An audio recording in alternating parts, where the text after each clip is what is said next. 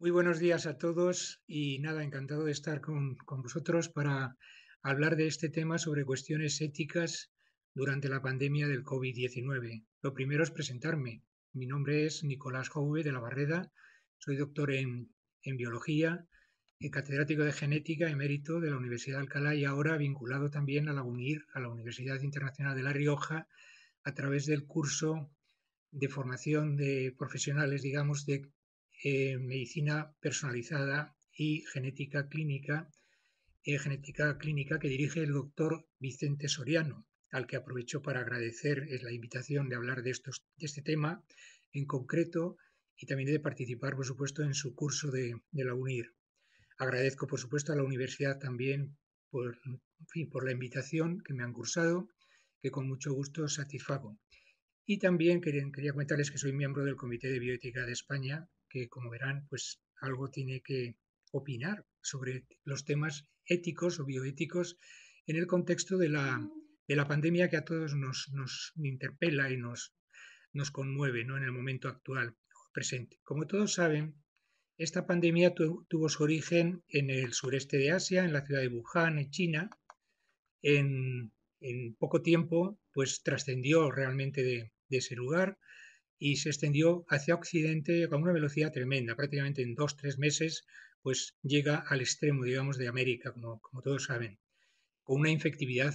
explosiva realmente muy rápida y con una mortalidad también significativa, aunque no quizás tan grave como otras infecciones, pero sí que realmente muy significativa, con un 7% de letalidad. Hoy en día, pues mostramos aquí en este mapa mundi, pues la extensión a todo el mundo, prácticamente 4 millones de habitantes del planeta han sido infectados, con una mortalidad de unas 250.000 personas o más ya, porque estos datos son un poquito atrasados de hace unos días.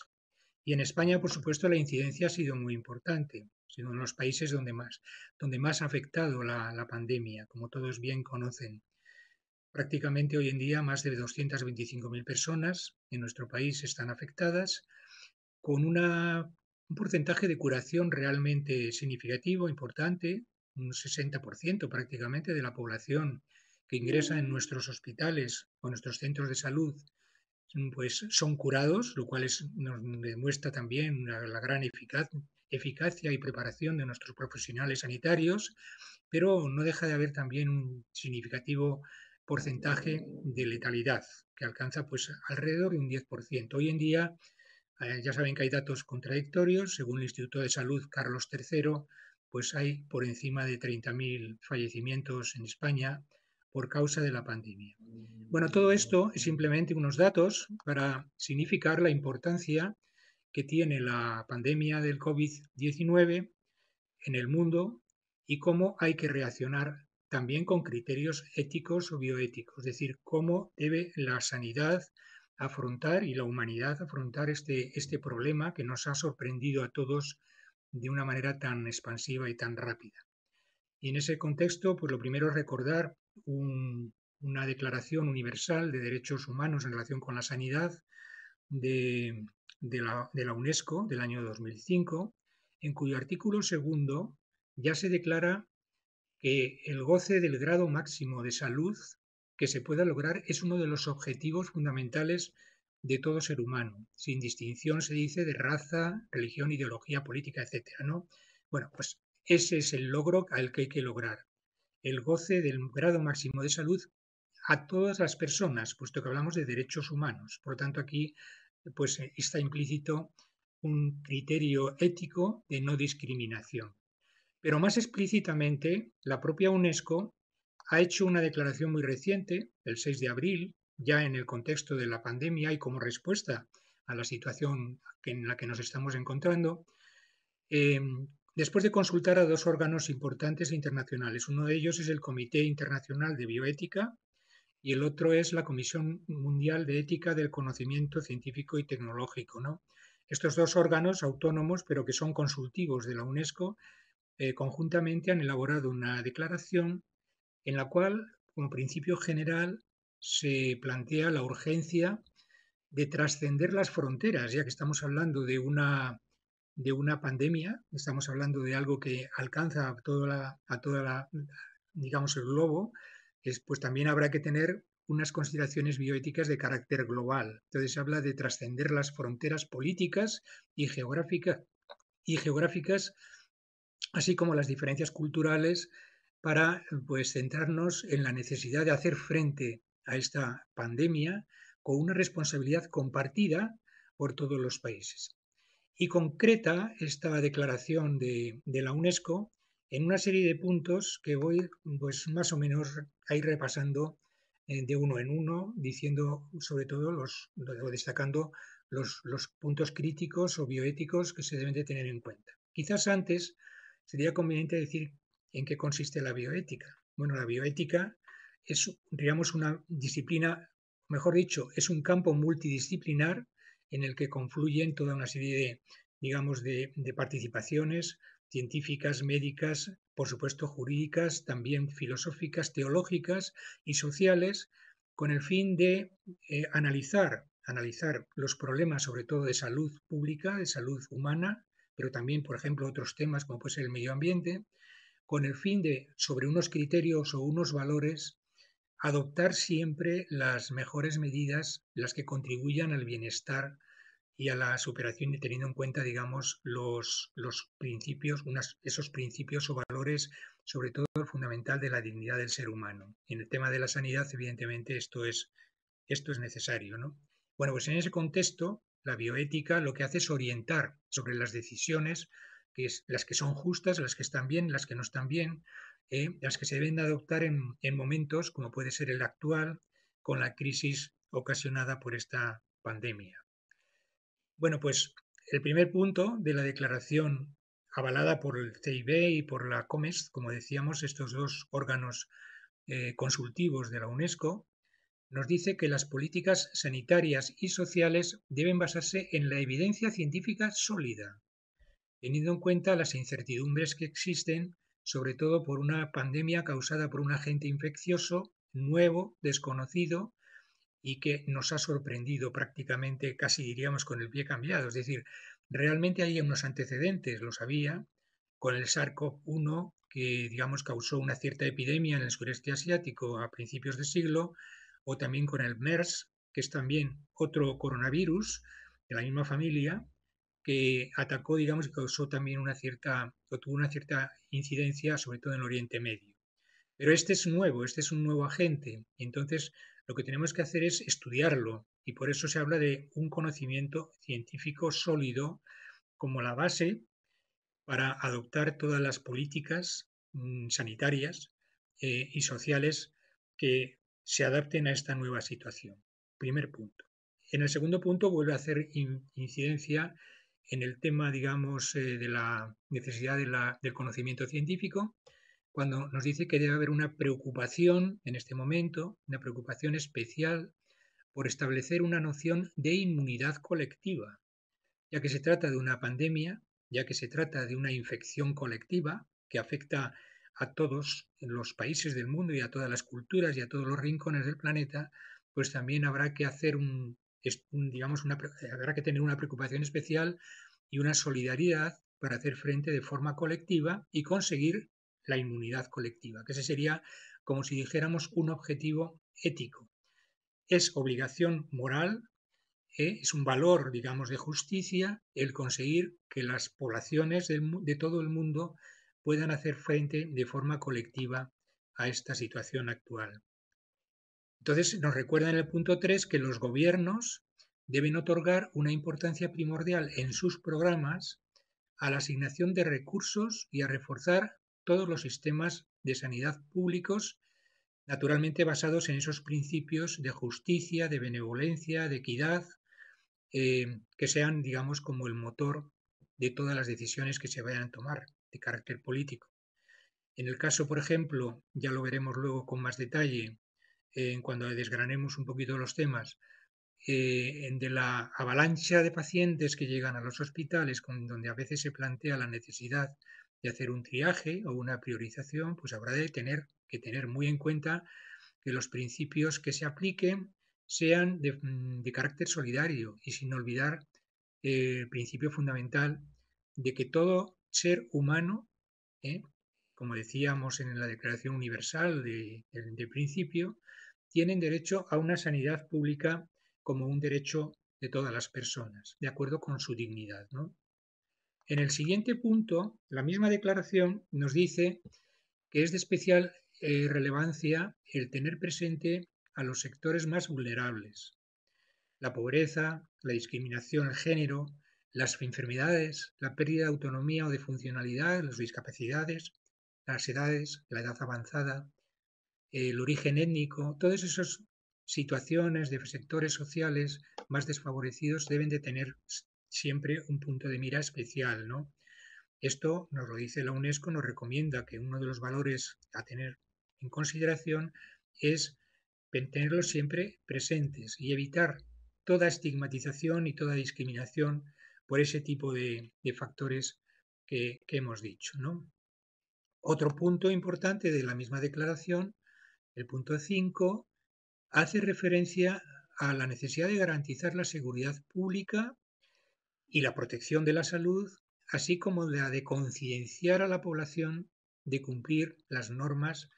que protejan a todos, no solamente como individuos, sino también sobre todo como parte de la sociedad. Es decir, todos somos responsables, no solamente las autoridades políticas, no solamente digamos, los centros sanitarios, los médicos y el personal sanitario, sino también cada uno de nosotros como responsables y como posibles transmisores de la enfermedad o de la infección a otras personas, ¿no? Entonces existe una responsabilidad especial por parte de todos y por lo tanto debemos de cuidar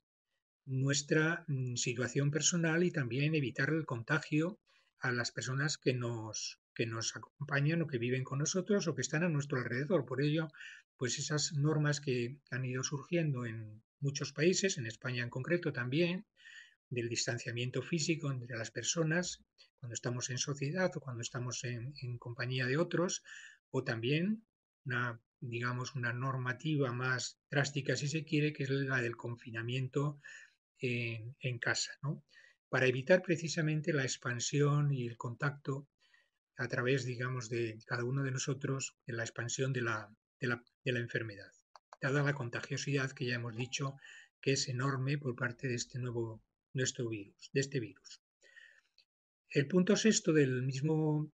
informe sobre consideraciones éticas o cuestiones éticas de la UNESCO nos recuerda la responsabilidad de la información, tanto la información publicada, la que transmiten los políticos, los medios de comunicación, las autoridades, todos estos medios que llegan a la sociedad deben de ser, digamos, muy comedidos a la hora de transmitir información. La información debe ser oportuna, clara, veraz, completa, transparente, en definitiva honesta, ya que de lo que se trata es de concienciar a la población sin trivializar el problema, por otro lado, es decir, concienciar del peligro en el que nos encontramos todos, sin alarmismos, sino con un realismo de lo que nos aqueja, pero también sin trivializarlo, sin minimizarlo y sin desestimar la importancia dada esa responsabilidad personal que todos tenemos, ¿no? El punto séptimo nos habla de que efectivamente está habiendo un esfuerzo en muchos países, independientemente quizás unos de otros, por la investigación del virus, de los tratamientos, de las posibles vacunas, de, digamos, todos los datos que van surgiendo del enfrentamiento del problema por parte de los medios, de los centros sanitarios y que, por lo tanto, se van acumulando. Esos datos son muy importantes, es decir, hace falta un esfuerzo también de solidaridad para reunir toda esa información de carácter global, de carácter mundial. Por eso la Organización Mundial de la Salud ha establecido una especie de plataforma que se llama Solidaridad, en la cual insta a que todas esas investigaciones que se están haciendo de forma individual por cada grupo, país o grupos de investigadores en cada país se pongan a disposición de todos los demás. De modo que se crea se crea, digamos, incluso una especie de órgano o una entidad supervisor de todo lo que se está investigando para que esa investigación sea responsable de alguna medida, se den unas directrices sobre cómo orientar esas investigaciones y sobre todo se recojan, se recopilen, se ordenen y se, digamos, dirijan hacia la solución de la pandemia, hacia esa inmunidad colectiva que todos deseamos para el futuro de otras oleadas que puedan surgir de esta o de otras situaciones parecidas. Lo que pasa es que en relación con el COVID-19, que es lo que nos afecta en este momento,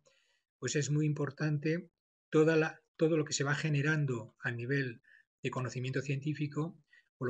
lo cual también la UNESCO recomienda que las publicaciones pues sean puestas a disposición de todo el mundo, que sean veraces y que por lo tanto sean conocidas, de acuerdo también con unas recomendaciones del Wellcome Trust del Reino Unido, ¿no? Entonces, también en relación con esto mismo, en el siguiente punto nos dice que aplicar prácticas de investigación con responsabilidad es algo muy importante y que los investigadores que están implicados en esas investigaciones deben de tener en cuenta los principios éticos de la investigación, es decir, como una especie de código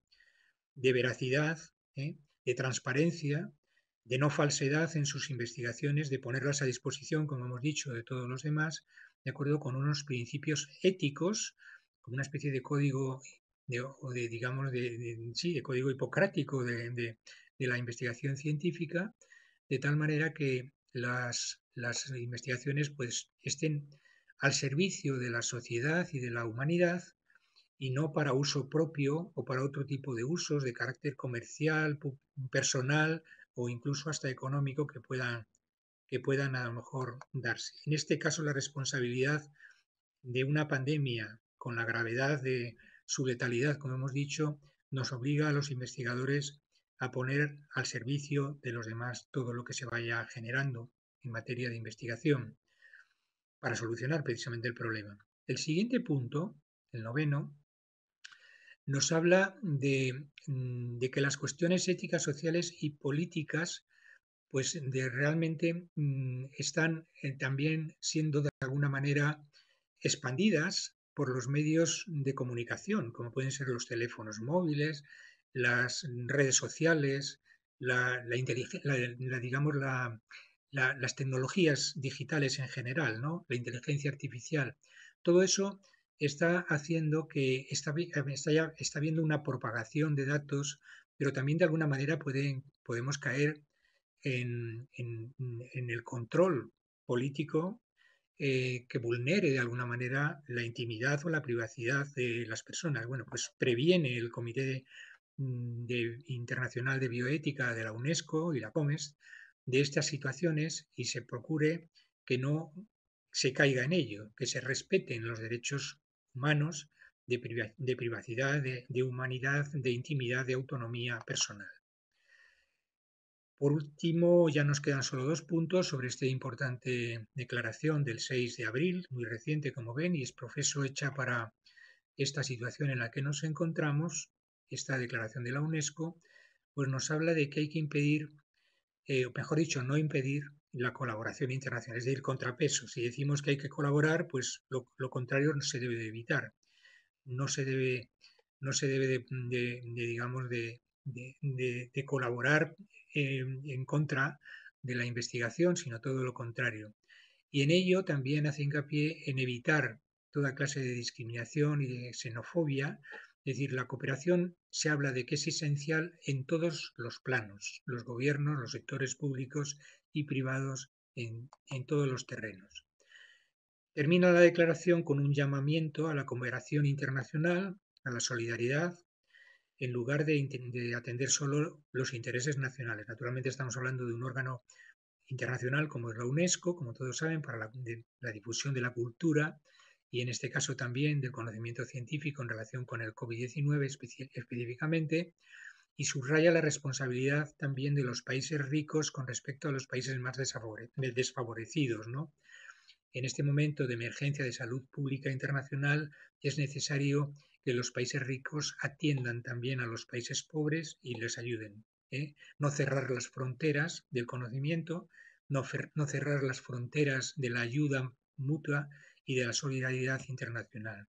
Se hace un llamamiento a que las medidas que se adopten pues tengan, digamos, por finalidades siempre aspectos positivos para conseguir esa inmunidad colectiva y, por supuesto, nunca caigamos en los tráficos de carácter, digamos, interesado, comercial, eh, tráfico o corrupción que puede haber también, como hay en otros ámbitos. En la colaboración internacional es muy importante en este momento. En España nos vamos ya a nuestro marco más concreto, lo que nos afecta más de cerca, aunque estemos todos en este mundo, en esta situación global, donde esa responsabilidad internacional es muy importante. Vamos a ver en España qué incidencias o qué importancia tiene en cómo se está haciendo frente o qué recomendaciones bioéticas sería necesario tener en cuenta en nuestro país. En España han surgido una serie de documentos sobre cómo hacer frente a la sanidad emitidos por muchas sociedades y entes de carácter médico. Por ejemplo, aquí estamos viendo un pequeño listado de la sociedad, por ejemplo, documentos generados por sociedades tales como la Sociedad Española de Medicina Intensiva y Crítica y de Unidades Coronarias. Por ejemplo, este organismo pues hizo una recomendación ética sobre la toma de decisiones en la situación excepcional de crisis de la pandemia en las unidades de cuidados intensivos. Por ejemplo, la Sociedad Española también de Anestesiología, Reanimación y Terapéutica del Dolor ha sacado su informe, el marco ético en la pandemia COVID-19 y así sucesivamente otra serie de sociedades como la Sociedad Española de Oncología Médica, la Comisión Central de Deontología del Comité General del Colegio de Oficiales de Médicos, la Asociación Española de Cirujanos o la Asociación Española de Bioética y Ética Médica, la AEBI, que ha hecho una interesante aportación también sobre consideraciones bioéticas en el contexto de COVID-19. Y podríamos ir citando más porque son muchos los entes, los organismos o las asociaciones de carácter sanitario, sobre todo, que han emitido informes puntuales para hacer frente en el momento actual al COVID-19, donde se tratan muchos aspectos y muchas veces son contradictorias las soluciones que nos dan respecto a los criterios a seguir en la adopción de medidas urgentes para hacer frente a esta situación pandémica que ha sorprendido en España de una manera muy, digamos, muy intensa. Bueno, pues para ello también hay un comité, es el Comité de Bioética de España, al que yo me honro en pertenecer, el Comité de Bioética de España, que es un comité que funciona de acuerdo con la Ley de Investigación Biomédica del año 2009, pues tiene como misión precisamente hacer informes en temas bioéticos en relación con temas de la salud, no solo temas de la salud, sino cualquier tema que tenga que ver realmente con la bioética. Puede ser también temas ambientales o de investigación científica que tengan que ver también, por supuesto, con lo que es la sociedad y el mundo que nos rodea, pero sobre todo en el mundo médico y en el mundo sanitario tiene una responsabilidad especial. La responsabilidad es emitir informes, documentos que puedan servir para orientar las decisiones que se tienen que adoptar, tanto por parte del gobierno, el gobierno de turno, como puede ser por parte también de la sociedad, informar a la sociedad sobre la situación en la que nos encontramos. Y en relación con esto, pues el Comité de Bioética de España en este momento del COVID-19, ha emitido 3 informes en los últimos mes y medio, ¿no? El primero del 25 de marzo es en relación con, se llama así, aspectos bioéticos de la priorización, o sea, es en relación con el tema de la priorización de los pacientes, o sea, de la priorización de los recursos sanitarios en el contexto del COVID-19. El segundo hace alusión al derecho y al deber de facilitar el acompañamiento y la asistencia espiritual a los pacientes también en las fases críticas y de aislamiento que se ven sometidos en los hospitales, ¿no? Esto lo hicimos en el mes de abril, en el 15 de abril. Y el último de los informes, del 28 de abril, realmente relativamente reciente, es también un tercer informe sobre los requisitos éticos legales de la investigación con datos de salud y de muestras biológicas en el marco de la pandemia del COVID-19. Tengo que decir que estos informes, lamentablemente, se han tenido que hacer con carácter telemático. Los propios miembros del Comité de Bioética, cada uno desde sus respectivos hogares o casas o de su aislamiento, pues ha tenido que ir participando de una forma como hemos podido, intercambiando, por supuesto, documentos, criterios y, bueno, pues cada uno ha aportado lo que ha podido sobre la base de unos documentos base que nos han elaborado, sobre todo la parte jurídica, que son los expertos en muchos de estos aspectos, o la parte médica, y los demás miembros del comité hemos ido colaborando, participando como hemos podido y al final los hemos ido aprobando y emitiendo con la urgencia que creemos necesaria, ¿no? Teniendo en cuenta que además muchos de los miembros del comité pues fuimos infectados precisamente en una reunión que tuvimos la última del mes la del mes de marzo, a principios del mes de marzo, cuando empezó todo el tema en España y bueno, pues por las diferentes circunstancias nos hemos visto muy limitados, pero al final hemos podido o hemos logrado emitir estos informes de los que paso a resumir muy rápidamente en qué consisten y qué directrices bioéticas, que es lo que interesa, hemos dicho. En primer lugar, como aspectos generales, el Comité de Bioética de España tiene en cuenta que la pandemia ocasionada por el COVID-19 nos obliga a una serie de premisas básicas. La primera que decimos en el primero de los informes, pero es extensible a los tres que he mencionado, es que la crisis ante la que nos encontramos es sobre todo una crisis de salud sanitaria. Eso es sobre todo una crisis sanitaria. No es una crisis económica, ni social, ni educativa, aunque también, por supuesto que sí, va a tener sus consecuencias en todos los ámbitos que he mencionado, ¿no? Sobre todo en el económico y en el social, ¿no? En el educativo también. Pero sobre todo, si se soluciona la crisis sanitaria, luego vendrán inmediatamente a atacarse y a tratar de solucionar los otros problemas que son en este momento subsiguientes, no son los prioritarios. Entonces, la prioridad fundamental es reforzar el sistema sanitario español y a sus profesionales para hacer frente a la pandemia. Y luego hacemos una serie digamos, de llamadas o de llamamiento a la responsabilidad por parte de muchos sectores. Por supuesto, el primero y fundamental es a los gobernantes. Es fundamental que los gobernantes tomen conciencia y procuren todos los medios, tanto materiales, humanos como necesarios, para reforzar el sistema de salud. Por supuesto, también el científico, porque es prioritario para hacer frente de alguna manera y colaborar a la solución del problema. En segundo lugar, la responsabilidad de los ciudadanos. Todos en este momento somos responsables de la expansión de la enfermedad. El confinamiento en casa, el distanciamiento físico y toda esa serie de cuestiones nos debe hacer conscientes de la responsabilidad que todos asumimos frente al resto de la sociedad. Es importante concienciarnos de que somos vehículos, cada uno de nosotros, de la posible infección y también del frenado de su expansión si respetamos esa y tenemos en cuenta la responsabilidad que tenemos para que no se expanda el virus. Y en tercer lugar, la responsabilidad de los medios de comunicación, como ya hemos mencionado también en el informe global de la UNESCO, de que la información que llegue sea veraz y que no caiga ni por un lado en el alarmismo, ni por otro lado en la trivialización de un problema tan importante como el que nos está atacando a todos. En el primero de los informes, el de los aspectos bioéticos de la priorización de los recursos sanitarios en el contexto del coronavirus, ¿no? Pues decimos que naturalmente nos encontramos en una situación en la que, por la sorpresa que ha supuesto y la expansión tan rápida, se ha producido una saturación. Puede haberse llegado a saturar los sistemas sanitarios con la acumulación de pacientes en nuestro servicio público de salud, también en los privados, pero sobre todo en el servicio público de salud. No es una novedad este tema de situaciones porque nuestro sistema de salud debe de estar preparado en cualquier momento para situaciones de este tipo,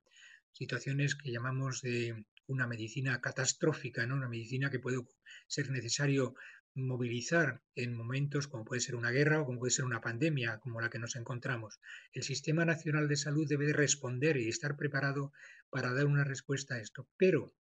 si se llega a saturar, es evidente que se tendrán que adoptar medidas de alguna manera para hacer frente con los medios con los que se cuente en ese momento.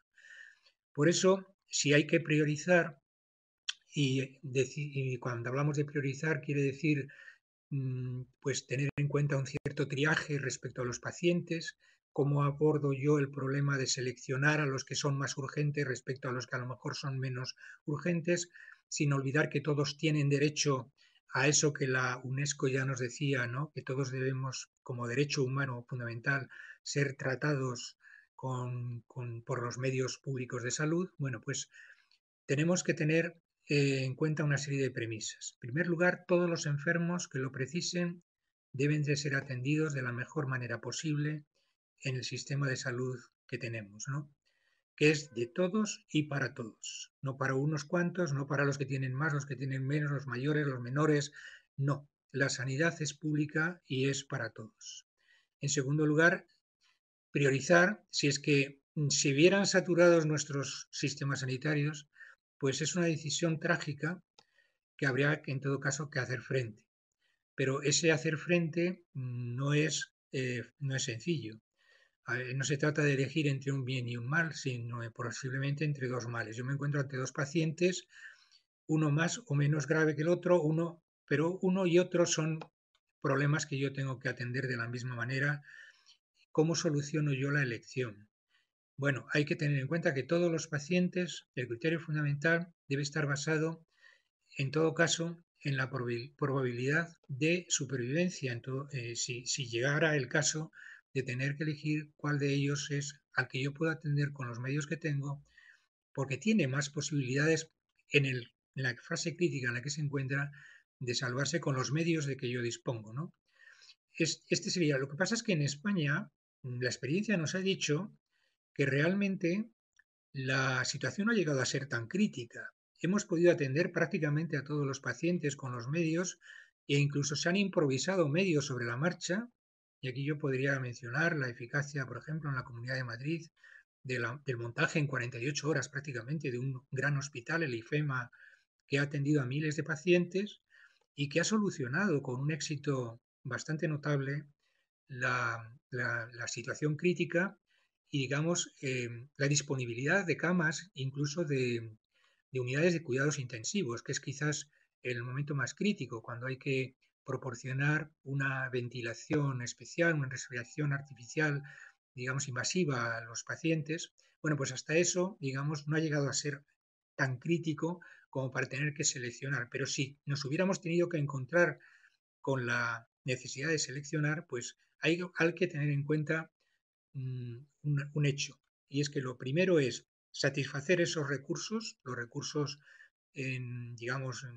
sanitarios, humanos y materiales como prioritario, y después tener muy en cuenta que todos los pacientes deben de ser atendidos de acuerdo con esos recursos que yo organice. Por ello decimos que lo principal en nuestro informe es movilizar tantos nuevos recursos como sea posible, personales y materiales. Los test, por ejemplo, famosos de PCR para saber quién está infectado, esto es una necesidad imperiosa, debería de serlo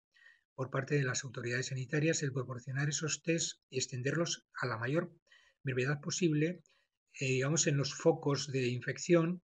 para parar la expansión, es decir, aislar rápidamente a las personas que, de acuerdo con esos test, nos dirán positivo. Por supuesto, también los test de inmunidad para saber en su momento también quiénes han superado y quienes ya, pues, de alguna manera han creado las defensas necesarias. Pero, por supuesto, proporcionar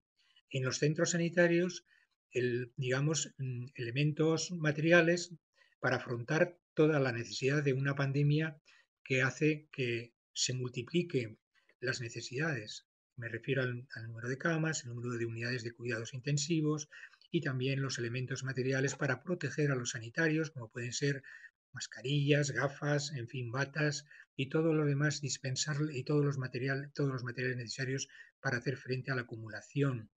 de pacientes que en algún momento puede haber puesto un poco en solfa nuestro sistema sanitario, aunque repito, sin que haya llegado a estar en un gran riesgo. Además, yo tengo que hacer aquí hincapié en que nuestro sistema sanitario, realmente tenido como uno de los mejores del mundo, ha respondido de una manera muy eficaz. Realmente estamos en más de un 60% de curación de los pacientes que van ingresando en los hospitales. Y este porcentaje de personas curadas de la infección es quizás de los más altos del mundo, porque siempre a veces estamos oyendo sobre la alta tasa de mortandad, el número enorme, en realidad con el número de millones de habitantes de fallecimientos que está habiendo en España. Todo eso es cierto, pero también es cierto que nuestro sistema sanitario es lo de lo mejor en la respuesta que ha habido a esta crisis pandémica. Entonces, bioéticamente estamos, digamos, atendiendo de una forma muy correcta a los pacientes desde el punto de vista médico. Entonces, fundamental es basar las decisiones que se adopten con plena respeto a la dignidad de las personas, la equidad, la protección frente a la vulnerabilidad. Los principios bioéticos fundamentales son el principio de equidad, de justicia, de benevolencia, de no maleficencia, de autonomía de los pacientes. De todo eso lo tenemos que tener muy presente en la atención clínica y yo creo que se está más o menos teniendo en cuenta, de acuerdo también con los grandes consejeros médicos y los ejemplos de grandes médicos. Aquí tenemos un par de ellos: Gregorio Marañón, o el profesor Jerome Lejeune, genetista, que descubrió el síndrome de Down, ¿no? Como la causa del síndrome de Down. Por ejemplo, ellos tenían muy claro y nos decían: no existen enfermedades, existen enfermos. Nuestro enemigo, el enemigo a batir, no es el enfermo, es la enfermedad. Qué grandes consejos, ¿no? Bueno, pues esto nos demuestra lo importante que es tener buenos médicos, buenos asesores y estar, digamos, dotados de buenos científicos, inmunólogos, virólogos, epidemiólogos, médicos, por supuesto, y también bioéticos como grupo que nos debe ir asesorando, en este caso debería ir asesorando al gobierno en la toma de las decisiones o de las políticas a seguir para hacer frente a la pandemia. La Comisión Central de Deontología de la Organización Médica Colegial nos dice que el médico debe tener en cuenta que cada caso, cada persona, cada paciente requiere una deliberación oportuna. Es decir, no se pueden tomar como norma, pues eso, unos principios muy generales, sino que hay que estudiar cada caso y atender cada caso de forma muy personalizada, estudiando las posibilidades reales de su curación con los medios que tenemos. Es decir, esto es un principio básico que se debería de tener siempre en cuenta, incluso en los momentos de mayor saturación. Considerar que siendo urgente atender la salud de los enfermos por el coronavirus, igualmente debe ser la de otros enfermos. No debemos tampoco desatender, éticamente no estaría bien, darle solo prioridad a los enfermos de la pandemia, del COVID-19, y desatender el resto de los servicios. No, los restantes servicios deben de seguirse atendiendo, sobre todo los que sean de carácter más urgente, aparcando quizás, si hay un momento de saturación, pues unos servicios que sean poco urgentes, que se puedan aplazar a otro momento cuando todo esto haya sido sobrepasado. Entonces nosotros hacemos unas recomendaciones en este informe: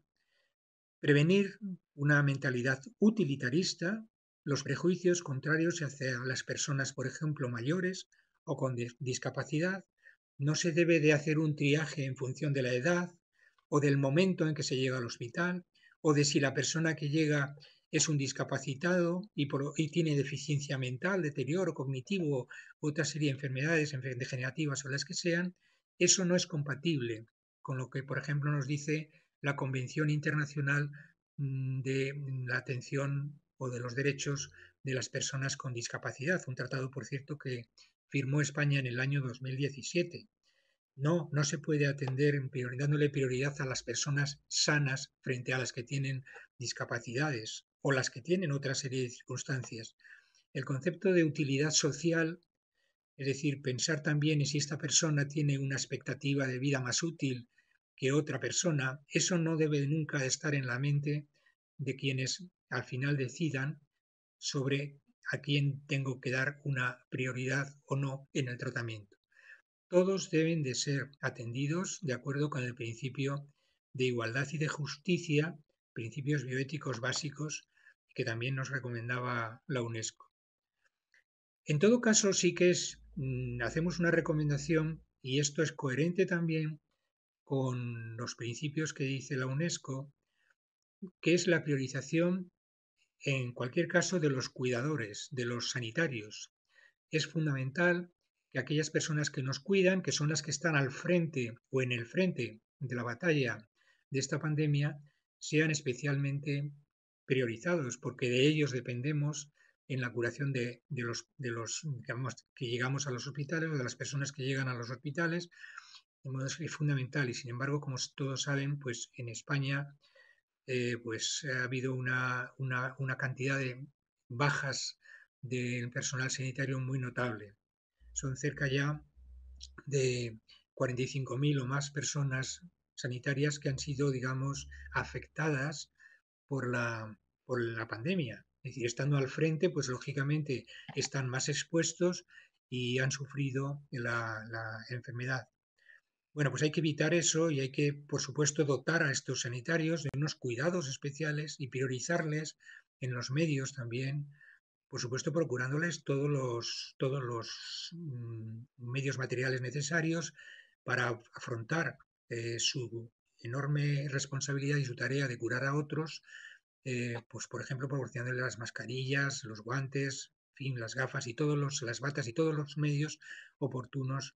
para hacer frente a la pandemia. De modo que eso es fundamental, aunque lamentablemente quizás no se esté haciendo demasiado bien en España cuando tenemos que lamentar el fallecimiento de 50 personas en el mundo sanitario, de los que además están precisamente al frente del cuidado de todos nosotros. Es fundamental también tener un extremo cuidado. En caso de priorizar, si hubiera que priorizar, sería de acuerdo con, digamos, la Declaración Universal de los Derechos del Niño, sí que deberían de tenerse cuidado en darle en todo caso prioridad, en caso de necesidad, a los niños frente a las personas mayores, ¿no? Esto es simplemente porque es una recomendación general, el interés del superior del menor es algo que está, digamos, previsto por la ley. Y en último lugar, si hubiese que priorizar, pues naturalmente también habría, o por lo menos si no priorizar, sí atender de forma muy especial a todos los profesionales que están al cuidado de otras personas, por ejemplo, a los mayores en las residencias, a los cuidadores o las personas responsables de los centros penitenciarios, a los farmacéuticos, el personal de las farmacias, que todos ellos de alguna manera tienen una responsabilidad,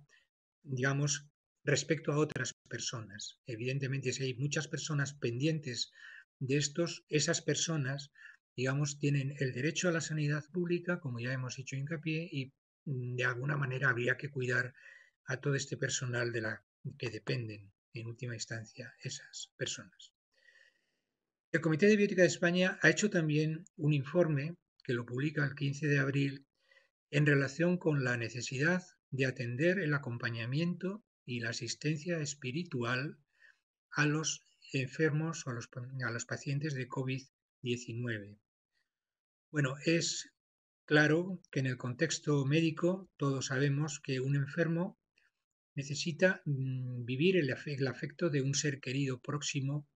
como un factor que va a contribuir a su curación. Es como parte del tratamiento, ¿no? Es casi un hecho constatado de que, digamos, el efecto de una enfermedad disminuye siempre y cuando tengas próximo a un ser querido, ¿no? Es decir, parece como que reforzara nuestro sistema de salud, nuestra inmunidad. Esta es una de las premisas de la medicina psicosomática, ¿no? Atender de alguna manera o atender las necesidades espirituales, las necesidades también de acompañamiento de las familias, de las personas allegadas en este momento. Y lo que pasa es que en España esto quizás no se ha atendido debidamente al principio de manifestarse esta pandemia, ¿no? Por eso el Comité de Bioética consideró importante hacer unas recomendaciones en este sentido. Y decíamos que se debe reflexionar sobre el modo de facilitar un entorno más humano, más, digamos, comprometido con el afecto en el momento final, cuando las personas pues están a punto de morir en esta pandemia. Esto forma parte también de la asistencia sanitaria, de la asistencia, de la calidad de la atención sanitaria. Permitir el acceso de al menos un familiar nos parece un desafío importante que se debe de procurar. Ya sabemos que en el momento de la pandemia, y precisamente para evitar el contagio, es importante aislar al paciente, pero dentro de ese aislamiento y sobre todo en la fase crítica, en la fase final, eh, pues sí se debe ser un poco más generoso y atender ese compromiso, que es un deber de atención, de acompañamiento y también de atención, apoyo espiritual o religioso, de acuerdo con las creencias que tenga el paciente en ese momento. Esto está además dentro de la filosofía, por ejemplo, de la guía de la Sociedad Española de Cuidados Paliativos, de la SECPAL, en relación con la fase final de la vida, ¿no? Cuando nos habla de que la forma de atender ese momento es teniendo no solamente en cuenta los cuidados físicos, digamos, los cuidados médicos, sino también el cuidado espiritual, el cuidado religioso, el cuidado psicológico y el acompañamiento familiar, como parte incluso del propio tratamiento y sobre todo como un imperativo casi de humanidad, ¿no? Hacia estas personas que están en esa fase crítica. Por lo tanto, existe digamos, un deber de atender a los pacientes en los momentos en los que está más grave la situación, en la situación, digamos, de mayor vulnerabilidad, como puede ser pues, en la fase crítica de las consecuencias del COVID-19. En el fallecimiento se debe procurar esa atención religiosa, familiar, sobre todo la atención y la proximidad de familiares para hacer de la mejor manera frente a esa situación y darles ese acompañamiento, ¿no? Por último, el Comité de Bioética de España ha hecho otro informe. El tercero este se emitió el 28 de abril pasado en relación con el tema de la investigación. Esto es consecuencia también de, de lo que pueda ocurrir de cara al futuro. Es decir, cuando pase todo, y ojalá pase pronto y pase, digamos, con el mayor número de víctimas mortales posible, pues nos vamos a encontrar con que estaremos en un interregno de qué va a pasar si esto vuelve a ocurrir, qué pasará ante una posible oleada, una nueva invasión del virus en el ámbito sanitario y en el ámbito social, en el ámbito de nuestra sociedad en España y en particular, ¿no? Entonces, claro, naturalmente estamos diciendo que estamos atendiendo sobre la marcha de la mejor manera posible y todos los pacientes nos van dejando, de alguna medida, una información que quizás sea muy valiosa. Los pacientes que vamos atendiendo y los datos que se van recopilando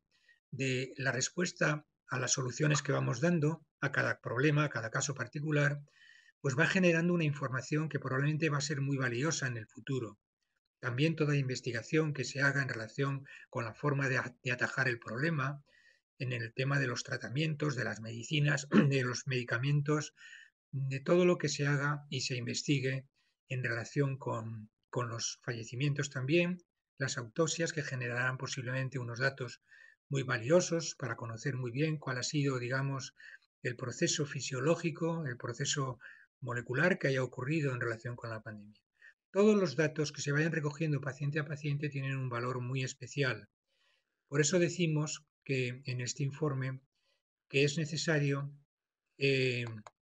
bueno, que esos datos sean asequibles, sean accesibles, que se recopilen de alguna manera, que de alguna manera puedan luego ser útiles en el futuro para volver a atajar el problema cuando surja. Es fundamental conciliar la urgencia por alcanzar resultados y conseguir que la pandemia frene, que la enfermedad y la infección se modere y baje y la consigamos acabar con ella, ¿no? Con la necesidad de desarrollar una investigación rigurosa y de la cual surjan unos datos y unos parámetros científicos que éticamente pueden tener un valor muy especial. Por ello, consideramos que es importante, respetando la intimidad como algo particular de cada paciente, el poder hacer uso de los datos que hayan surgido de los tratamientos que se hayan dado. Naturalmente, todo paciente siempre firma un consentimiento informado. Esto forma parte, digamos, de su principio ético, el principio de autonomía, que viene ya desde la Declaración del Helsinki del año 1964. Es uno de los principios acogidos por la ética y por la bioética, ¿no? Cada paciente debe hacer un consentimiento informado al principio. Lo que decimos y pensamos en el Comité de Bioética de España es que en ese consentimiento informado inicial que da cada paciente debe de ir incluida la posibilidad de que los datos que vayan surgiendo del tratamiento que se le haya proporcionado con un valor excepcional en el campo de la investigación, pues puedan ser utilizados en el futuro. Entonces, ¿cómo conciliar el derecho a la intimidad del paciente para que sus datos no trasciendan a terceros con la necesidad de conocer esos datos por su utilidad pública? Fíjense que ya en la Declaración Universal de los Derechos Humanos en relación con el genoma humano de la UNESCO también nos habla de que es necesario tener en cuenta el derecho a la intimidad, por supuesto que no trasciendan los datos personales de cada paciente, con un derecho a la utilidad que pueda surgir, si es que es útil, de cara al futuro. Entonces, esto nos lo dicen muy claro las declaraciones de la UNESCO. Bueno, pues de eso se trata. De lo que se trata es, en todo caso, de utilizar los datos, desconectando de alguna manera esos datos de los pacientes mediante la pseudo-anonimización o la encriptación, si se quiere, de dónde provienen los datos. Es decir, no nos interesa conectar el dato con el paciente, sino simplemente conocer el dato. Eso es lo que tiene utilidad de cara al futuro. Y eso la Ley Orgánica de Protección de Datos nos lo consiente cuando en su disposición adicional séptima, pues permite la investigación biomédica sin que haya necesidad de un nuevo consentimiento informado, en los casos sobre todo excepcionales de una utilidad pública de esos datos. Por eso, la excepcionalidad del momento en el que nos encontramos con esta pandemia del COVID-19, pues debería de permitir la pseudo-anonimización, la encriptación de los datos de carácter biológico y de los tratamientos que puedan surgir del enfrentamiento con la pandemia de cara, digamos, a la utilidad pública que vaya a ser necesaria conocerla para futuras ocasiones, ¿no? Y de acuerdo con eso, pues hacemos la recomendación, el comité considera importante que nuestra sociedad reflexione sobre las oportunidades que ofrece la biología y la tecnología para la mejora de la salud y los riesgos, por supuesto, que también conlleva el logro del equilibrio entre la salvaguarda de los intereses personales, del derecho a la intimidad, por supuesto, pero también de la utilidad pública que pueda surgir de esos datos que decimos. Por lo tanto, recomendamos que puedan ser asequibles, que puedan ser utilizados esos datos, eso sí, encriptándolos, desconectándolos de alguna manera con los pacientes para poder abordar y para poder contribuir al conocimiento científico sólido del que nos habla en su informe de también la UNESCO y que puedan ser la base para vencer a la pandemia en el futuro. Naturalmente, con un compromiso de la confidencialidad y del no uso para otro tipo de intereses de esos datos por parte de los investigadores que luego los vayan a usar en el futuro. Y nada más, simplemente pues tener en cuenta que, en fin, estamos ante un problema mundial. Decíamos que hay que conseguir una inmunidad colectiva, hay que conseguir vencer esta pandemia En España estamos encaminados a hacerlo gracias a unos servicios sanitarios muy eficaces, gracias, digamos, también a decisiones valientes de poner a disposición digamos, del problema, pues improvisando incluso hospitales y desarrollando unas políticas de carácter sanitario eh, importantes, pero sobre todo se lo debemos al colectivo médico, al colectivo sanitario, colectivo que ha estado muy a la altura de las circunstancias y que desgraciadamente, como decíamos, ha sufrido las bajas. Bueno, nuestro homenaje a este personal particular, modesto, a estos sanitarios y, naturalmente, la necesidad de tener muy en cuenta unos criterios éticos en todo este mundo que nos ha, digamos, sorprendido tan de repente. Muchísimas gracias y si desean formarse más en criterios bioéticos en relación con el COVID-19, en relación con estos problemas, pues le recomendamos el curso de, digamos, de genética clínica y medicina personalizada y el curso de bioética que el doctor Vicente Soriano desarrolla en la Universidad Internacional de La Rioja. Muchísimas gracias a todos.